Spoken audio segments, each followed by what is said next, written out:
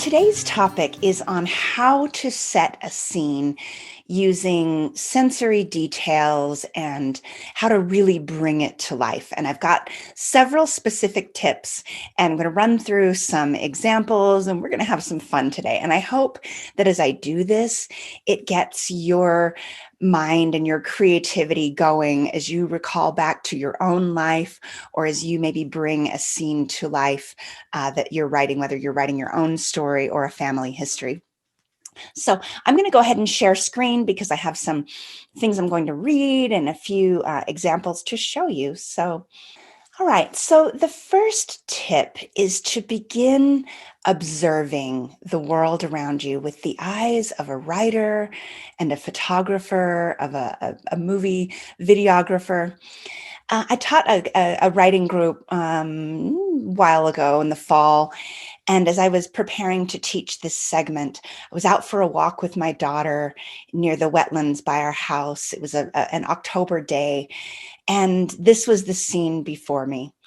And as I saw, I could smell the cornfields. I could smell there's a certain distinct smell in the country out here of corn stalks and cornfields, of the dry dirt, the blonde grass bleached from the sun. And I went home and described it in my journal, the periwinkle sky. But it was fun to be preparing this segment as I was observing a scene and writing it in my mind as I was looking at it. So I just included this picture as kind of a fun little moment from life to encourage you as you go through your life to start looking at the details, smelling how it smells as you go, taking notes. A lot of writers keep a little notebook where they jot down snippets of dialogue or details that they can incorporate into a scene. And as you recall back the details in your life from your childhood, or as you imagine a scene as it may have been from a future generation, be sure to include details like this. The wonderful Stephen Pressfield, who wrote, I'll skip forward to a slide. He wrote this book that I love. I talk about it quite a bit. It's called The War of Art. If you haven't read it, I highly recommend it.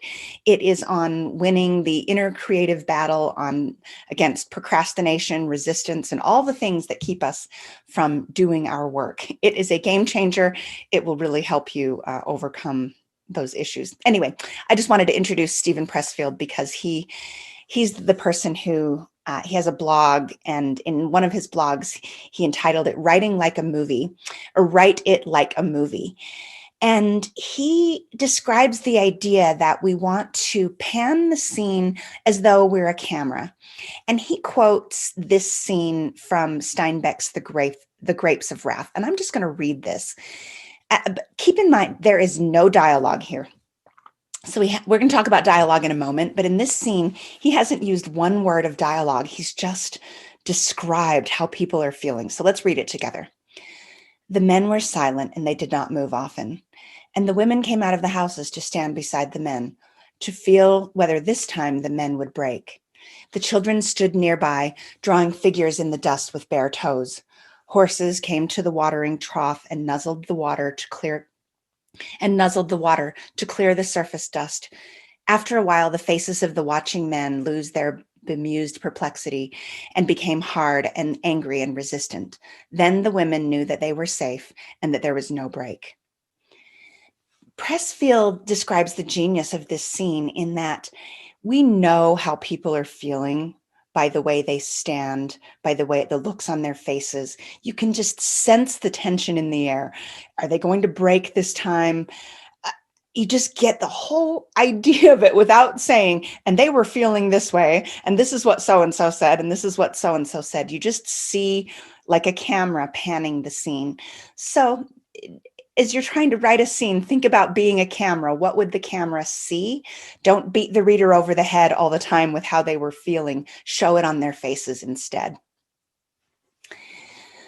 I love this slide here. I love this idea of setting an era with details. These are three pictures that remind me either of my own life or of a story. I want to start with the one on the right here. I had a student in a class a couple of years ago write a wonderful story. And I want to just, as a side note, she was a person that she said, I didn't realize how important writing was to me before this class. And she didn't realize what a good writer she was. I loved her story about how she met her husband. And in that story, she describes this tube of Max Factor coral pink lipstick. And she pulled it out of her purse, and I could just hear the sound of the metal cap sliding against that lipstick tube. And when she described the color, I knew exactly what era she was talking about. And the reason I'm including that picture is that there's an idea that I call the well-chosen detail. When we're describing a scene or an era, what are the details we choose?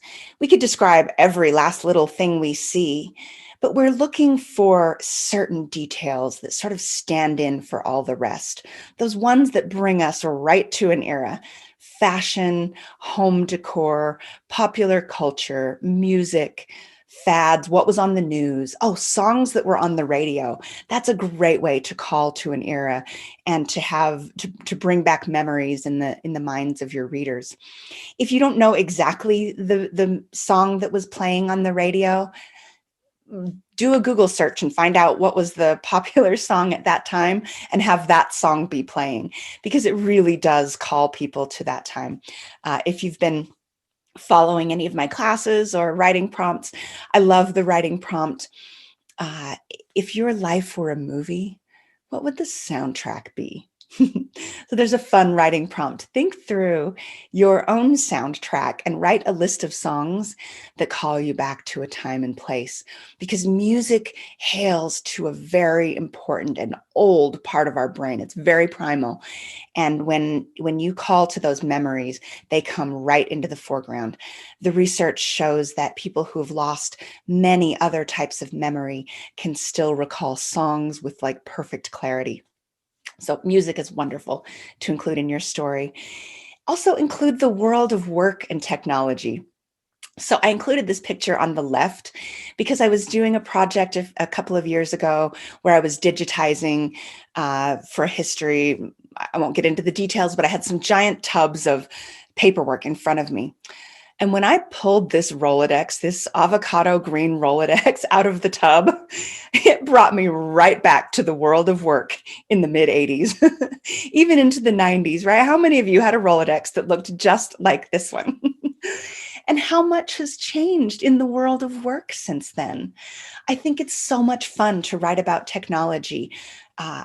Doing another project, I was in the basement of an old building, pulling out carbon copies and forms and all of the way that work happened before the days of computers. It was a fascinating case study on just how much has changed in the last 50 years. So think about technology and include some of those details. It's just a lot of fun to do so. Also, I included this middle folder. In the same tub as I found this Rolodex, I also found a peachy folder. And when I touched this item, I was instantly back to elementary school and junior high looking at one of my older brother's peachy folders. And it just reminded me of a time and place. And it shows you the power of an object to recall back memory. So these are just quick examples of details that you might include in your story that will make people smile. I love fashion as well. How about this one? Jumpsuits for men.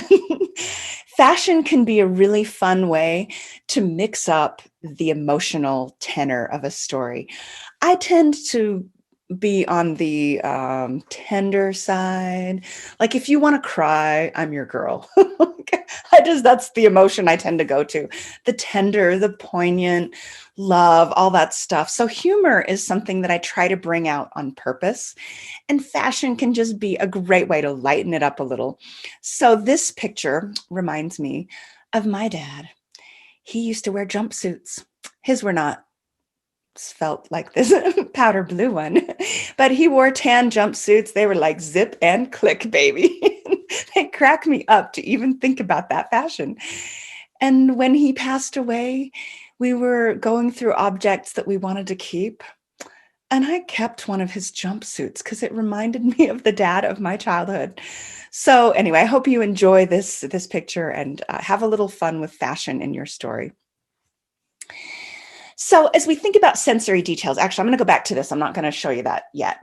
I have a writing prompt question, or not a question, but a challenge for you after this workshop to sit down and describe a scene from your childhood, a specific place, a part of your home, a place you liked to go, and think about every sensory detail you possibly can. Over the weekend, I was talking to a friend about carnivals and county fairs, lagoon, and we were just describing the smells. And that was a sensory experience that I wrote in my journal. And this morning I took this writing challenge myself and wrote a very quick little snippet, which I will share with you. It's not genius. I'm just giving you an example of a quick example of following my writing prompt. On a warm day in May, right before school let out, I stepped into the elementary school I had attended until, sorry, I'm moving my head around because my camera's in the way, until I had attended until the third grade. It smelled exactly as it had then, of cafeteria rolls and brown gravy, playground dust, and preteens crammed together who don't yet use deodorant, but who should. You guys know the smell of a group of preteens. I see somebody laughing because you know. This is the elementary school where my daughter now attends. And I hadn't set foot in that school before she entered kindergarten until I had left in the third grade. And I kid you not, I walked in and it was just exactly like it was. So do you see how I've included the smells and the place? I didn't have to describe a whole lot other than the smell, and it calls you back to an elementary school. So my challenge for each of you after this ends is to turn on a timer. The power of free writing with the timer on and distractions off is incredible. You will be amazed what you can do under pressure when you forget everything I've ever taught you, okay? There's a time and a place to get analytical about story arc and point of view and tense and all the things that we talk about intellectually. When you free write, I want you to forget every last thing I've told you and just write. Describe the scene with as many details as you can. Turn on a timer for 20 minutes and don't stop moving your pen or your fingers on the keyboard until the timer goes off. And unless somebody's dying or bleeding, don't answer the phone and don't look at notifications. And you will be amazed at what you can produce in that environment. It's one of the reasons I love teaching live classes, because we do free writing right in class. And it's just sheer joy to see what students produce and how much confidence they can build by doing so. Okay, so now let's talk about dialogue. In that scene where Stephen Pressfield called back to The Grapes of Wrath by Steinbeck, he pointed out there is no dialogue used. And yet there is a place for dialogue. So let's talk about the time and place. I love to use dialogue in a family history or memoir. And it's generally accepted that it's perfectly fine to make up dialogue with wild abandon in a memoir. Now, as a side note, I think it's a great exercise to write a disclaimer. So one of the things I do early on in any project is I will physically sit down and write my disclaimer for that project. And I will say something like, I totally made up all the dialogue in this story. I mean, nobody remembers exactly what was said in a scene, right? You don't remember that. But I do know my family members very well. I frequently love to take oral history and adapt what someone said in their recollections and create direct dialogue from that. I might use journal entries or letters and adapt it into dialogue. So that was the source of my dialogue, my own ear for language, my understanding of the characters. And as long as it's authentic for what someone would have said, again, it's generally acceptable to do so. But I like to write a disclaimer about what is the absolute truth, what my sources were, and where I took liberties. In my disclaimers, I will also indicate what my sources were, if I compressed any timelines, if I changed names to protect people's identity, things like that, I will mention in a disclaimer. And then I feel like I have a lot of freedom to have fun with the writing, not being worried about whether people are questioning my integrity because I made up a few words of dialogue. So with that aside, dialogue can add such richness to a scene that I try to use it often. Now, Stephen King, who wrote lots of books, but he also wrote the wonderful book on writing. It's called Stephen King on Writing, a Memoir of the Craft. I've mentioned it before. It's a great book. You should get it. But he talks about the dialogue test. And in the dialogue test, well, before I tell you what the test is, the rule of thumb is that you want each character in your story to have a different voice. Each person should speak a little differently and should have quirks of language. They should have just certain ways that they speak, whether it's by uh, directness, brevity, loquaciousness, or the kinds of words they choose. You should know who's talking. And one way to tell whether your dialogues is any good or whether it's generic is to cover up the left-hand side where you indicate who's saying what and read the quotes. Can you tell who's saying what just by the quotes?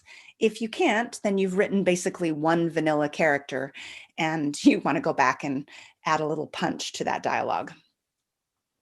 Let's see, as I was going to give another disclaimer. Oh, another important note about dialogue is that I personally love accents. I love regional, uh, just peculiarities, colloquialisms, etc. Just the local vernacular. I'm always listening. Where are you from? I can make fun of my own accent, my own culture's accent. And yet I will caution you to be very careful in using phonetic spellings, dialect, etc. Because if you're not careful, it can sound condescending. It can sound like you're making fun of people, and it can even be racist. So just be careful about that. There are writers who pull it off wonderfully. One good example is Stephen McCourt. No, Stephen McCourt. I've used two other Stephens in this class. Frank McCourt, who wrote Angela's Ashes.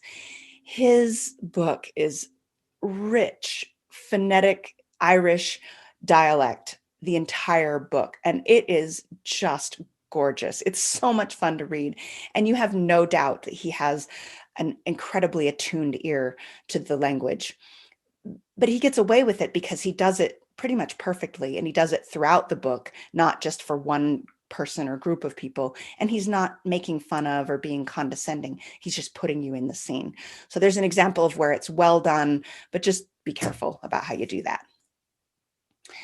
We talked last week about describing characters, and so I'll do a quick summary here. I love to describe people by their eyes, their hands, their voice, their walk, their scent. I think about B-roll, which is like if you describe someone or you show someone in a documentary, what movie scenes, what little video scenes would you have to show them in their native element, in their work, in their hometown, in their kitchen? So describe those kinds of scenes about people. And I think that's my, no, not my last slide yet, two more slides. Okay, so another tip here. How are we doing on time? We're a little over, but I'm going to keep going because I'm on a roll. If you're good with me for a couple more minutes. So another tip is to do a search in your story for phrases like we would, or we used to, or oftentimes. Those are indications that you've written your story in generalities. And it's fine to do that. Even good writers do it. But you can strengthen your writing a great deal by writing in specifics. So consider the difference between writing, my brother and I used to go down to the tracks and ... to on January 27, 1963, my brother and I went down to the railroad tracks to look for spikes and to smash pennies. No, I just made that up this morning. Like, it's not genius writing.